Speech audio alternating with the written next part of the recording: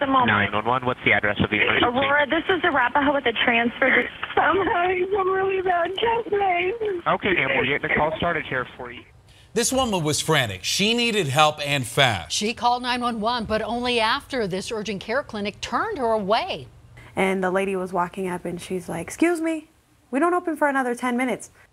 10 minutes. They were right there, but they wouldn't help her. Good evening. Thank you for joining us. I'm Shannon Ogden. And I'm Ann Trujillo. And tonight, Denver 7 investigator Ryan Luby walks us through the frantic minutes as a woman waited outside an Aurora urgent care, fearing that she was going to die. Hey, good evening. She had to sit there and wait some more. It felt like forever for an ambulance to show up. Never mind, she was literally sitting right outside of a medical facility that could have at least done something. I'm having some really bad chest pain. Okay, ma'am, we're getting the call started here for you. 10 minutes can pass in an instant, but here it drew out like a blade. I just pulled up in front of this urgent care, but they're closed. For 10 minutes, 911 calls helped prove that the people at this Care Now urgent care clinic in Aurora refused to do anything for Talia Roybal, despite the pain, despite her fears of a possible heart attack. I'm sending the paramedics to help you now. Stay on the line. I'm going to tell you exactly what to do next, okay? Is there any aspirin in your vehicle? I'm sorry? Is there any aspirin in your vehicle?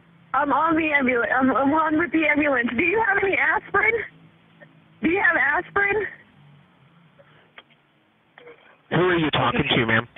The lady that's at the urgent care, I guess they're opening. She said she can't just give it to me. For 10 minutes, she had to wait. The lady was walking up and she's like, "Excuse me, we don't open for another 10 minutes.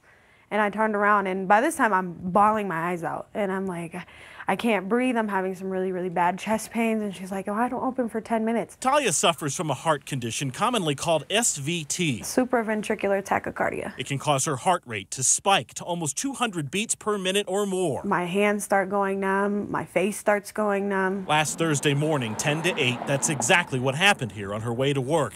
And the Care Now clinic was literally right there. That was my safe haven. Those words on that building, that Care Now, urgent care, that was my safe haven right there. And I was even willing to hang up on 911 for it. But no haven it was, she says. She wound up in this hospital in Parker instead. Indeed, it has an emergency room. Care Now does not. But Talia says they are medical professionals regardless. And now she just hopes her story will give them a little more perspective. Just a little bit more compassion. About just how dire 10 minutes can be. It could have been a heart attack, and that 10 minutes could have been my life. Now, you can be sure we made every attempt to speak with the people in charge at that Care Now clinic. We left 3 messages with them. We want to know what their protocol is in situations like this, because if you think about it, by the time the ambulance got there, the clinic was open for business. Ryan Luby, Denver 7 Investigates. Incredible. Thank you, Ryan. And an important reminder from doctors, if you ever have persistent chest pain, you should go to an emergency room. And of course, if in serious pain, call 911. Do not drive yourself.